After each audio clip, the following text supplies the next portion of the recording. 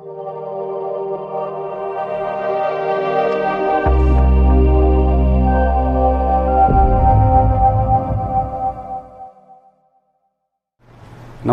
प्रिय विद्यार्थियों, आदर्श digital online class में आपका अभिनंदन, आपका स्वागत। तो 12वीं क्लास का जो पार्ट नंबर 4 था, आपको मैंने पहले ही बता दिया। पार्ट नंबर कौन सा? Part number 4। ठीक है, पार्ट नंबर कौन सा? 4। तो आपको पता है भारत का लेसन नंबर कितना था? 4। पार्ट नंबर 4, भारत का विदेशों के साथ संबंध।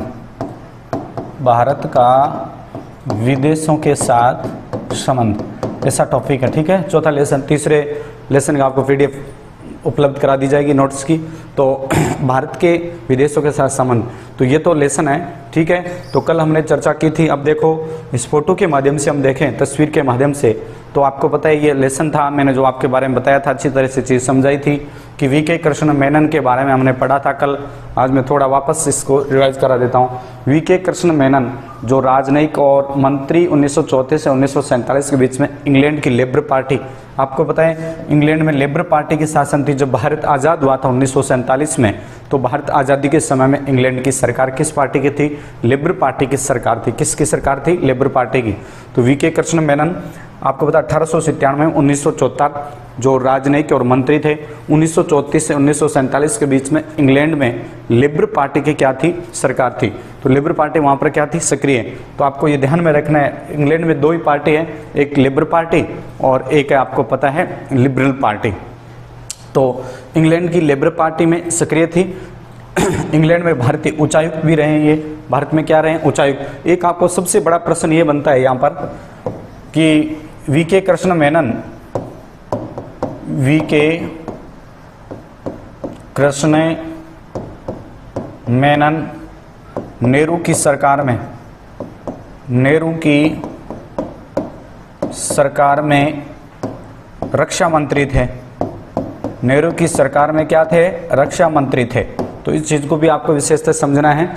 वीके कृष्ण मेनन 1897 से 1974 इसका कार्यकाल था, राजनयिक मंत्री, और 1934 से 1947 के बीच में इंग्लैंड की लेबर पार्टी के आपको पता है सक्रिय रहे थे। लेबर पार्टी में क्या थे? सक्रिय। और इंग्लैंड में भारतीय उच्चायुक्त के पद पर भी रहे हैं। तो ये चीज़ को भी आपको समझना है कि ये भारत के उच्चायुक्त भी रह चुके हैं। तो भारतीय उच्चायुक्त एवं बाद में संयुक्त राष्ट्र संघ में भारतीय प्रतिनिधित्व का मंडल का प्रतिनिधित्व किया। इस चीज़ को भी आपको समझना है कि उन्होंने संयुक्त राष्ट्र संघ में भारतीय प्रतिनिधित्व है। तो आपको समझना है कि संयुक्त राष्ट्र संघ में भारतीय प्रतिनिधित्व मंडल के मुखिया थे। राज्यसभा के सांसद रहे हैं। आपको पता है राज्यसभा के सांसद भी रह चुके हैं ये, और लोकसभा के सांसद भी रहे हैं। और 1956 से संघ कैबिनेट के सदस्य भी रहे हैं, और 1957 से रक्षा मंत्री रहे हैं। और 1962 में भारत चीन जब युद्ध हुआ था तो उन्होंने इस्तीफा दे दिया था। भारत चीन आपको पता है तिब्बत को लेकर जो क्षेत्र हुआ था उसके समय उन्होंने त्याग पत्र दे दिया था, इस्तीफा दे दिया था। तो 1962 में भारत चीन युद्ध के बाद इन्होंने क्या दे दिया? इस्तीफा। 26 अक्टूबर 1962 को भारत और चीन का युद्ध हुआ था। इस युद्ध के दौरान वीके कृष्ण मेनन ने क्या दे दिया था? त्याग पत्र दे दिया था। तो ये तो वीके कृष्ण मेनन से संबंधित था। तो आपको ध्यान में रखना है कि वीके कृष्ण मेनन 1897 से 1974 में राजनयिक थे, मंत्री पद पर रहे। 1934 से 1947 के बीच में इंग्लैंड की लेबर पार्टी के सदस्य भी रहे हैं, सक्रिय रहे हैं। और इंग्लैंड में भारतीय उच्चायुक्त रहे हैं। और बाद में संयुक्त राष्ट्र में भारतीय प्रतिनिधित्व मंडल का इन्होंने क्या किया? मुख्य किया, कार्य किया। और राज्यसभा के सांसद भी रहे हैं। ये राज्यसभा के क्या रहे हैं? सांसद रहे हैं। और बाद में लोकसभा सांसद भी रहे हैं। और 1956 से संघीय कैबिनेट के पद पर भी काम किया इन्होंने। और 1957 से आपको पता है 1957 से रक्षा मंत्री। तो मैंने बता दिया वीके कृष्ण मेनन आपको पता है नेहरू की सरकार में रक्षा मंत्री थे। तो आपसे प्रश्न पूछा जा सकता है 1 नंबर का क्वेश्चन कि नेहरू की सरकार में प्रथम रक्षा मंत्री कौन थे? तो आपको 1 नंबर का प्रश्न बताना है, नेहरू की सरकार में रक्षा मंत्री वीके कृष्ण मेनन थे। कौन थे? वीके कृष्ण मेनन। तो आपको पता है संयुक्त राष्ट्र में भारतीय प्रतिनिधि मुख्य राज्यसभा के सांसद रहे हैं, लोकसभा सांसद थे। 1956 से संघ कैबिनेट के सदस्य रहे हैं। 1957 से रक्षा मंत्री के पद पर रहे हैं। ठीक है। 1962 में जब भारत और चीन का युद्ध हुआ था तो भारत चीन युद्ध के दौरान इन्होंने क्या दे दिया था? त्याग पत्र दे दिया था। तो ये तो आपको वीके कृष्ण मेनन के संबंध के बारे में था। उसके बाद में देखिए मैं आपको थोड़ा विशेषता से आगे एक दो चीज मैंने आपको पीछे पाठ से संबंधित बताया था। भारत अनेक कठिन परिस्थितियों में मतलब पैदा हुआ, आज़ाद हुआ। भारत अनेक कठिन परिस्थितियों मतलब आज़ाद हुआ। दूसरी देखते हैं, तस्वीर पर जाते हैं। ये है पंडित जवाहरलाल नेहरू। इसके बारे में देखिए, आपको देखो कितनी अच्छी तस्वीरें हैं। पंडित जवाहरलाल नेहरू हैं, ये भारत के प्रथम विदेश मंत्री रहे हैं। देखो सबसे पहले इसकी 2-3 लाइनें, ये भारत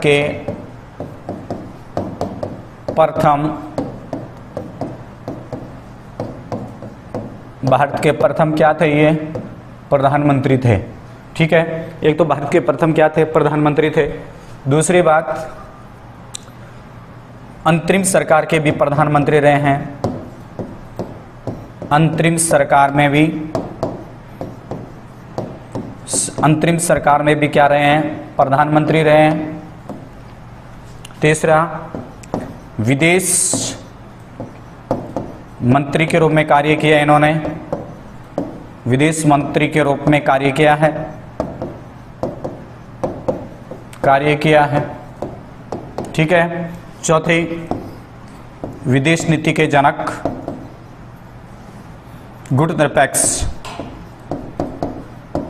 गुटनिरपेक्षता नीति के जनक, गुटनिरपेक्ष नीति के जनक। एशियाई खेल इसी के समय हुए, एशियाई खेलों की शुरुआत, एशियाई खेलों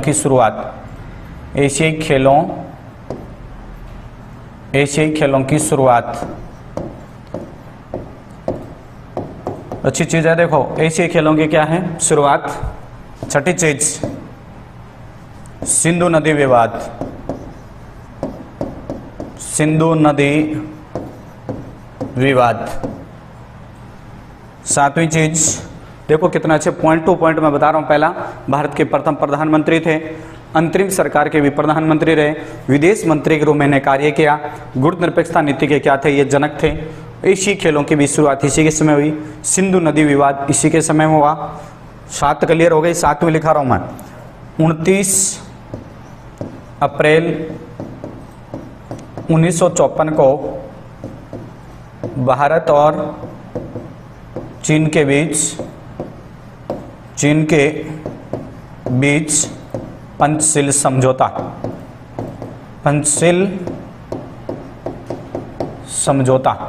तो देखो विदेश नीति से तात्पर्य ये होता है कि एक या एक से अधिक देशों के बीच में सहसंबंध अस्तित्वपूर्ण या शांतिपूर्ण अस्तित्व, एक या एक से अधिक देशों के बीच में शांतिपूर्ण जो संधि की जाए, जो समझौता किया जाए, उसको क्या कहते हैं, विदेश नीति। तो देखो 7 इसके पॉइंट ध्यान में रखना है। भारत के प्रथम क्या थे, ये प्रधानमंत्री थे, आपके सामने फोटो दी गई है। और भारत के प्रथम योजना आयोग के अध्यक्ष भी थे ये, तो भारत के प्रथम प्रधानमंत्री थे। समझ में आई, भारत के प्रथम क्या थे, प्रधानमंत्री।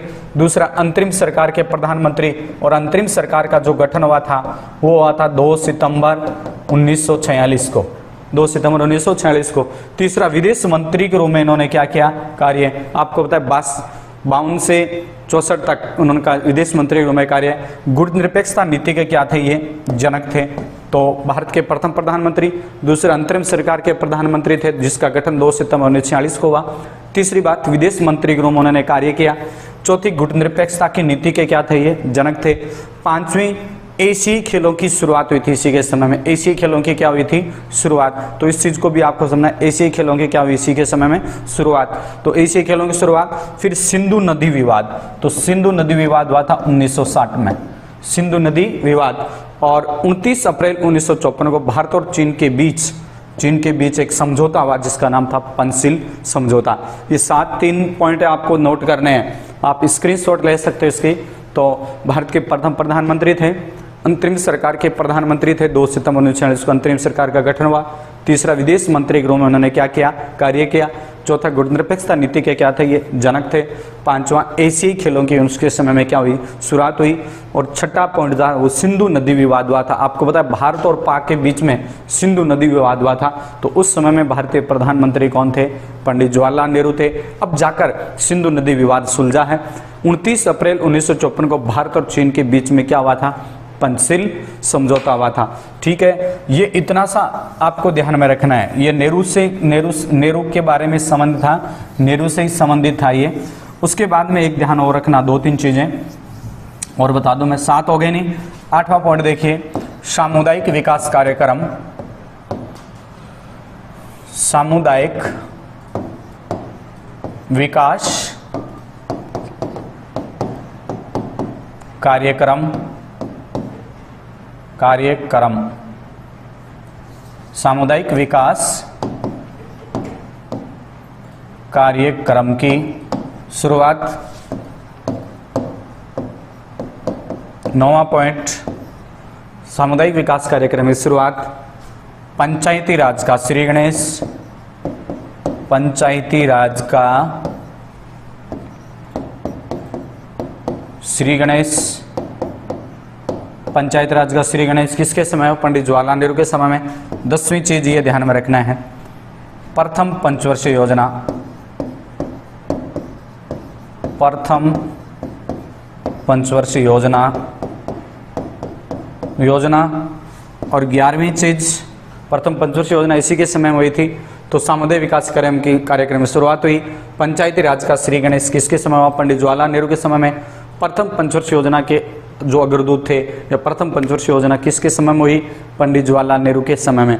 और योजना आयोग के प्रथम अध्यक्ष, योजना आयोग के प्रथम अध्यक्ष। तो ये मैंने देखो काफी हद तक मैंने अच्छा लिया ये टॉपिक, तो ये 11 पॉइंट इसके हो गए। तो इस 11 पॉइंटों की आपको ध्यान में रखना है। समझ में आ गई? सामुदायिक विकास कार्यक्रम, पंचायती राज का श्री गणेश, प्रथम पंचवर्षीय योजना इसी के समय में हुई, और योजना आयोग के क्या थे? ये प्रथम अध्यक्ष थे। अब देखो इतना भी ध्यान में रखना है, ये तो 11 हुए, 12वां और बता रहा हूँ। देखो जो चीज ध्यान में रखना है आपको, बहुत अच्छी चीज है। 12वीं चीज आपको पता है, गुट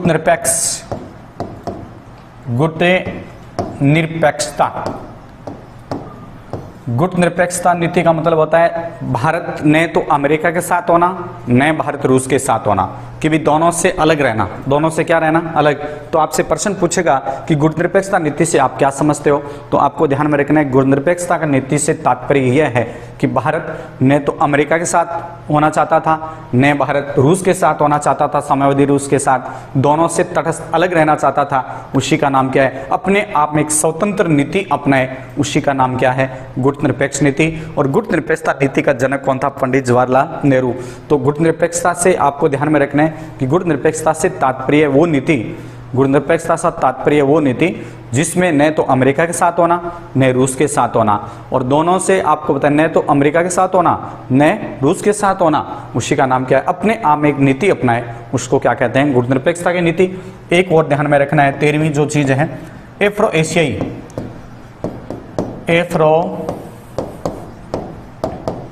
एशियाई सम्मेलन। एफ्रो एशियाई सम्मेलन आपको पता है, एक तो अफ्रीका, एक तो कौन सा? अफ्रीका, एक एशियाई जो स्वतंत्र देश है, अफ्रीका और एशियाई स्वतंत्र, 9 स्वतंत्र देश, 9 स्वतंत्र देशों का आगे की ओर कदम रखना, नए स्वतंत्र देशों को आगे और बढ़ना। तो गुट निरपेक्ष एशियाई सम्मेलन अफ्रीका और एशिया के एशियाई देश हैं, एशियाई देश, एशिया महाद्वीप के। तो 1947 में ये सम्मेलन हुआ था। समझ में आई? आपको ध्यान में रखना है। तो गुट निरपेक्षता का बता दिया मैंने कि गुट निरपेक्षता नीति का मतलब होता है भारत न तो अमेरिका के साथ होना, न तो पूंजीवादी देश के साथ, न साम्यवादी रूस के साथ, भारत दोनों से अलग रहना, एक अपने आप में स्वतंत्र नीति अपनाना, गुट निरपेक्षता की नीति कहलाती है। एफ्रो एशियाई सम्मेलन अफ्रीका और एशियाई 9 स्वतंत्र देशों के बीच में एक सम्मेलन हुआ 1947 में, जिसका नाम था एफ्रो एशियाई सम्मेलन। एक अब आपको ध्यान में रखने, उसके बाद में एक अच्छी चीज ध्यान में रखनी है, मैंने आपको बताई थी गुट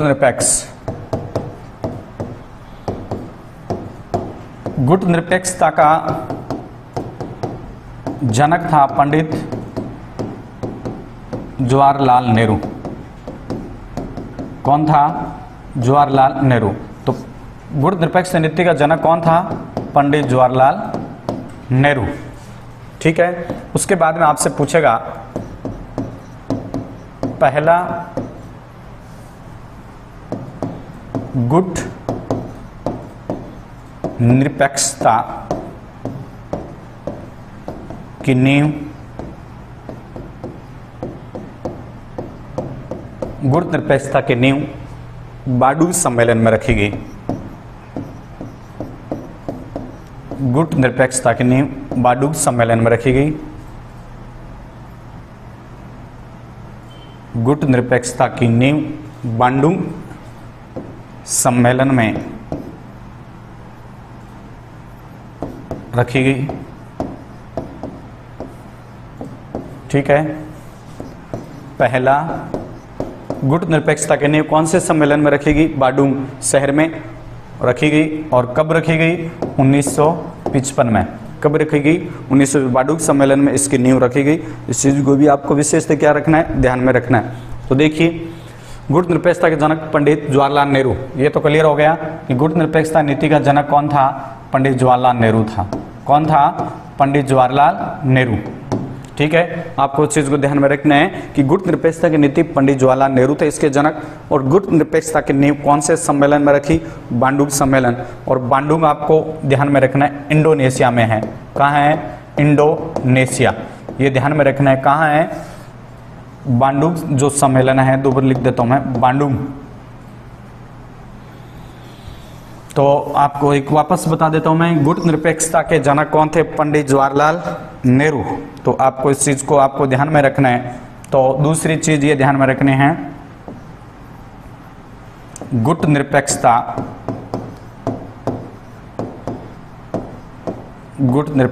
की नींव बांडुंग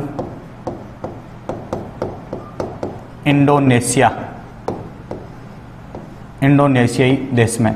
तो आपको ध्यान में रखना है गुट निरपेक्षता की नींव बांडुंग, गुट निरपेक्षता की नींव बांडुंग सम्मेलन में, बांडुंग इंडोनेशिया सम्मेलन में रखी गई। ठीक है, तीसरा, पहला गुट निरपेक्ष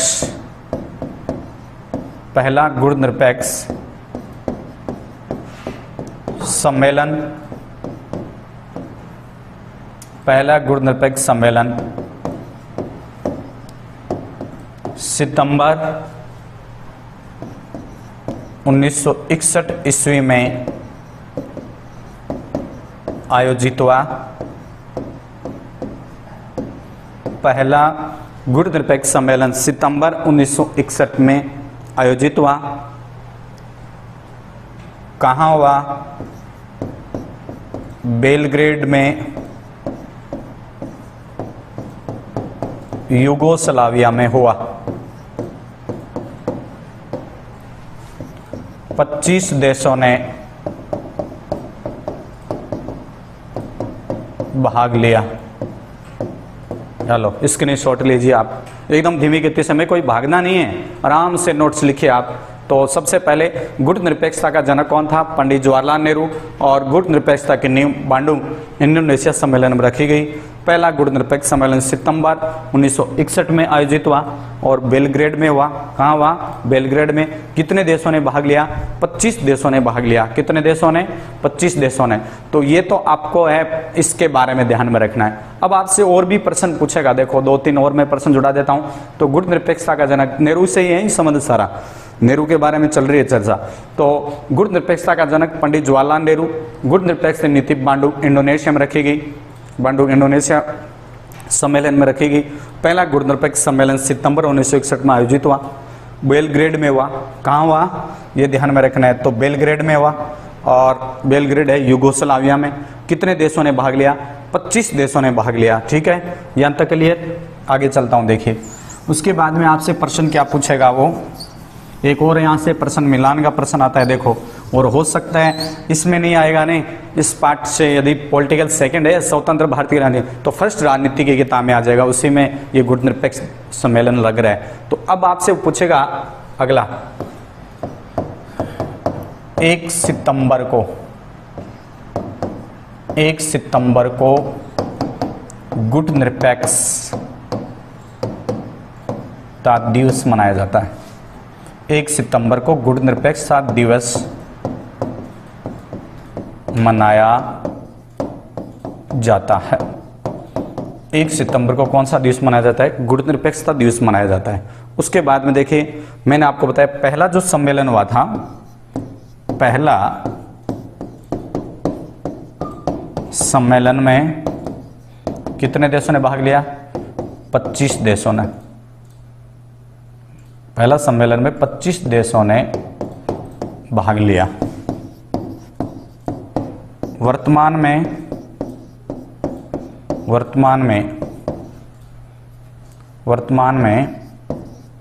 नाम गुटनिरपेक्ष देशों की संख्या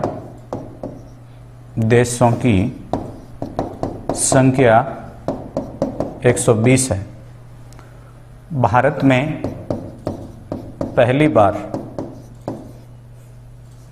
पहली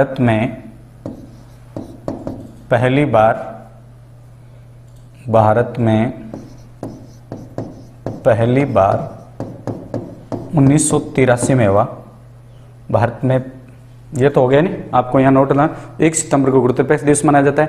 पहले सम्मेलन में 25 देशों ने भाग लिया। वर्तमान में नाम में गुटनिरपेक्ष देशों की संख्या कितनी है? 120। अब मैं एक ऊपर लिख रहा हूँ, अच्छी चीज है, ठीक है नहीं, उसको उतार लेना आप।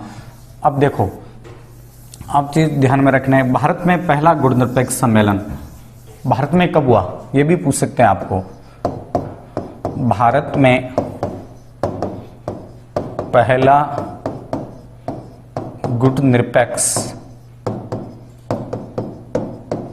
सम्मेलन 1983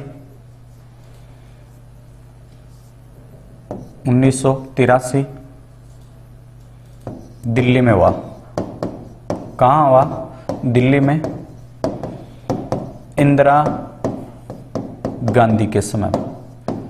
भारत में पहला गुटनिरपेक्ष सम्मेलन 1983 में दिल्ली में आयोजित हुआ। दिल्ली में इंदिरा गांधी के समय हुआ। ये गुटनिरपेक्ष आंदोलन के बारे में है। भारत किसी गुट में शामिल नहीं होना चाहता, न भारत सोवियत संघ के साथ होना चाहता था, भारत ने अमेरिका के साथ होना चाहता था, दोनों से अलग रहना चाहता था और अपनी एक नीति अपनाना चाहता था। उसी का स्वतंत्र नीति अपनाना चाहता था, उसी का नाम था कौन सी नीति? गुटनिरपेक्ष नीति। तो हम कहेंगे भारत न तो अमेरिका के साथ होना चाहता था, न भारत रूस के साथ होना चाहता था, दोनों से अलग एक नीति अपने, उसी का नाम क्या था? गुटनिरपेक्ष। तो ये आपको इस चीज के बारे में ध्यान में रखना है। वैसे भारत में 3 हो गए हैं। पहला जो इंदिरा गांधी के समय में गुटनिरपेक्ष हुआ था, तो ये पंडित जवाहरलाल नेहरू के बारे में आपको मैंने जानकारी बताई है। फोटो आपके सामने, तस्वीर है, इसका जो मेन जो प्रारूप था, बढ़िया जो चीज थी, मैंने वो क्लियर करा दी। अब आइए हम चलते हैं अगले फोटो पर। अगली है देखो लाल बहादुर शास्त्री। इसके बारे में भी हम चर्चा करेंगे। बहुत शानदार प्रधानमंत्री रहे हैं। जब पंडित जवाहरलाल नेहरू की मृत्यु हो गई थी तो आपको पता है एक बार गुलजारी लाल नंदा को कार्यवाहक प्रधानमंत्री बना दिया गया था, लेकिन गुलजारी लाल प्रधानमंत्री कार्यवाहक थे। उसके बाद में जो प्रधानमंत्री बने थे वो लाल बहादुर शास्त्री थे। अब देखो इसके बारे में क्या बनता है। देखो लाल बहादुर शास्त्री की मृत्यु। लाल बहादुर शास्त्री शांति पुरुष के नाम से, शांति पुरुष के नाम से जाने जाते थे। ठीक है, लाल बहादुर शास्त्री शांति पुरुष के नाम से जाने जाते थे। दूसरी बात, जय जवान जय किसान, ये किसने दिया नारा? ये दिया था लाल बहादुर शास्त्री ने। जय जवान जय किसान, ठीक है, जय जवान और जय किसान किसने दिया? लाल बहादुर शास्त्री। दूसरी एक ध्यान में रखना है, एकमात्र इसके समय में, तीसरी बात लिखनी है, किसके समय में? लाल बहादुर शास्त्री के समय में। इसके समय में 10 जनवरी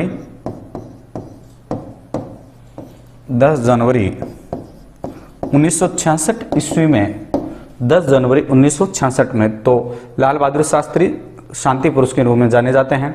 जय जवान जय किसान। इसके समय में 10 जनवरी 1966 ईस्वी में ताशकंद, अच्छा क्वेश्चन आने लायक, ताशकंद समझौता हुआ था। कौन सा समझौता? ताशकंद समझौता हुआ था भारत और पाक के बीच। तो भारत की तरफ से आपको पता है कौन था? लाल बहादुर, और पाक की तरफ से आपको पता है कौन था? अयूब खां। कौन था? अयूब खां, जनरल अयूब खां। तो ये ध्यान में रखना है। तो लाल बहादुर शास्त्री के बारे में ये था, आपको इतना सा ध्यान में रखना है। लाल बहादुर शास्त्री तो वेरी इंपॉर्टेंट टॉपिक है लाल बहादुर शास्त्री। तो लाल बहादुर शास्त्री शांति पुरुष के नाम से जाने जाते हैं। जय जवान जय किसान इन्होंने क्या दिया? नारा दिया। तो लाल बहादुर शास्त्री शांति पुरुष के नाम से जाने जाते हैं। जय जवान जय किसान इन्होंने क्या दिया? नारा दिया।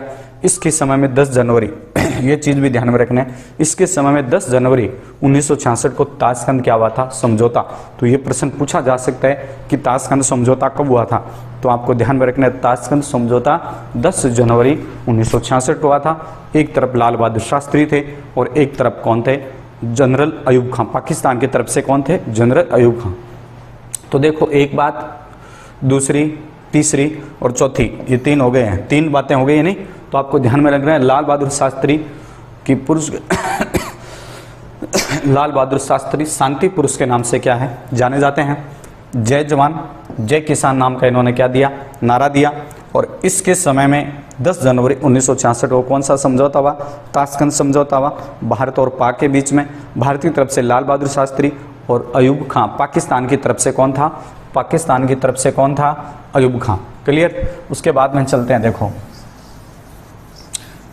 अगली लाइन इसकी ये बनती है, एकमात्र ऐसे प्रधानमंत्री थे, एकमात्र ऐसे प्रधानमंत्री थे, एकमात्र ऐसे प्रधानमंत्री थे जिसकी मृत्यु विदेश में हुई। ये ध्यान में रखना आपको। तो आपको पता है लाल बहादुर शास्त्री के बारे में, लाल बहादुर शास्त्री शांति पुरुष के रूप में जाने जाते हैं। लाल बहादुर शास्त्री ऐसे प्रधानमंत्री थे जिसके समय में आपको पता है 10 जनवरी 1966 ताशकंद समझौता हुआ। ताशकंद समझौता 10 जनवरी 1966 को भारत और पाक। भारत की तरफ से कौन थे आपको पता है? भारत की तरफ से लाल बहादुर शास्त्री और पाकिस्तान की तरफ से जनरल अयूब खां। और एकमात्र ऐसे प्रधानमंत्री थे जिसकी मृत्यु कहाँ हुई? विदेश में हुई। और आपको पता है ये ऐसे प्रधानमंत्री थे जिन्हों के समय में शांति पुरुष के जय जवान जय किसान नाम का क्या दिया? इन्होंने नारा दिया। एक और चीज ध्यान में रखनी है, ये तो कौन सा टॉपिक हुआ आपका? ऐसे प्रधानमंत्री के रूप में आपको, ठीक है, लाल बहादुर शास्त्री। क्लियर? यहां तक समझ में आएगा। आपको ध्यान में रखना है, एक दो चीजें मैंने आपको बताई थी गुट निरपेक्ष के बारे में, पीछे भी बताई थी कि सबसे पहले यदि गुट निरपेक्ष का नाम आ जाए, गुट निरपेक्ष का तो कौन था? नेहरू।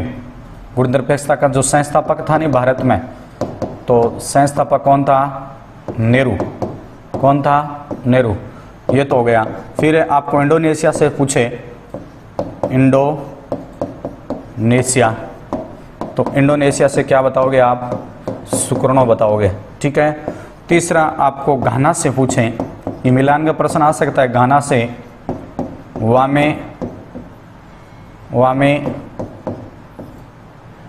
एन क्रुमा। और यदि आपसे मिस्र से पूछ ले तो मिस्र से आपको पता है टिटो। कौन था? टिटो। और आपको युगोस्लाविया से मिस्र से पूछ ले नासिर। मिस्र से कौन पूछ ले? नासिर, ठीक है नहीं।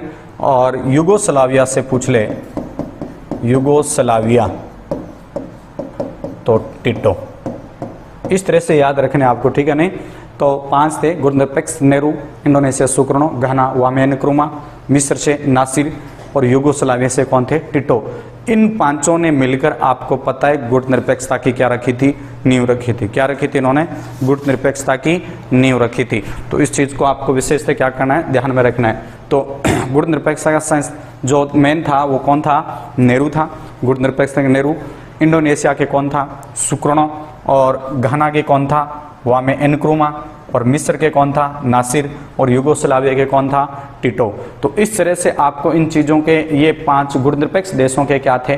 संस्थापक थे। तो नेहरू की तरफ, मतलब भारत की तरफ से आ जाए तब तो करना है आपको नेहरू। भारत की तरफ से कौन था? पंडित जवाहरलाल नेहरू। इंडोनेशिया की तरफ से कौन था? सुकर्णो। तो इंडोनेशिया की तरफ से कौन हुआ? सुकर्णो हो गया। घाना से कौन हो गया? वामे एनक्रुमा हो गया। मिस्र से कौन हो गया? नासिर हो गया। ये ध्यान में रखना है। मिस्र से कौन हुआ? मिस्र से नासिर। और यूगोस्लाविया से कौन हुआ? टिटो हुआ। कौन हुआ? टिटो। तो ये सारे क्या थे? ये आपको पता है गुटनिरपेक्ष आंदोलन के क्या थे? संस्थापक अलग अलग देशों के। ठीक है। उसके बाद में आपसे प्रश्न क्या पूछेगा वो आगे चलते हैं अगली फोटो पर। ये लाल बहादुर शास्त्री थे। ये आप परिचित हो इंदिरा गांधी। तो आप इंदिरा गांधी के बारे में तो काफी परिचित हो। सबसे पहले ध्यान में रखना है भारत की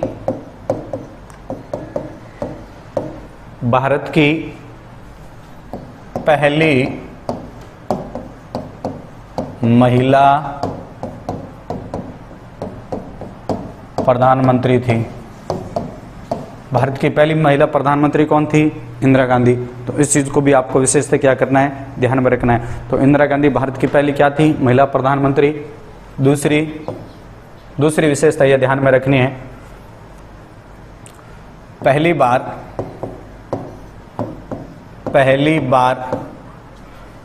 बार 1966 में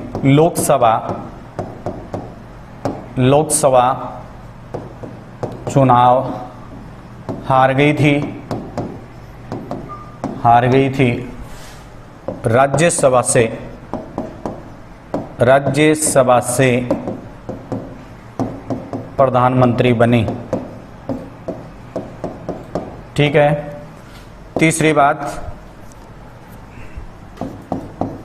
14 बैंकों का राष्ट्रीयकरण किया था। 14 बैंकों का इन्होंने क्या किया? राष्ट्रीयकरण किया। चौथी बात, 1974 में 14 बैंकों का राष्ट्रीयकरण किया। ठीक है। कब? 1969 में 14 बैंकों का राष्ट्रीयकरण। फिर आपको ध्यान में रखना है 3 जुलाई 1972 ईस्वी में शिमला समझौता हुआ।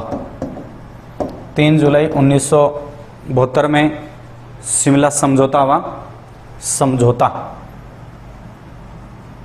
शिमला समझौता हुआ।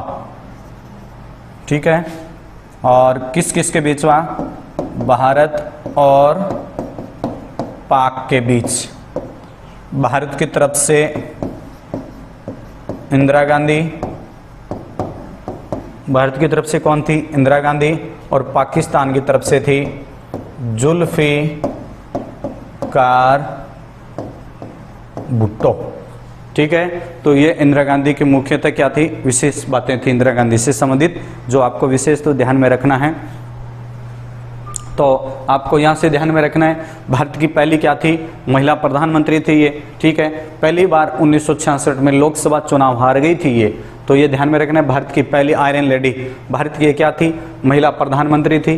पहली बार 1966 में लोकसभा चुनाव क्या हो गई थी? ये हार गई थी। और राज्यसभा से प्रधानमंत्री बन गई थी ये। राज्यसभा से क्या थी? ये प्रधानमंत्री बनी। लोकसभा चुनाव तो हार गई और राज्यसभा से क्या बन गई? प्रधानमंत्री बन गई।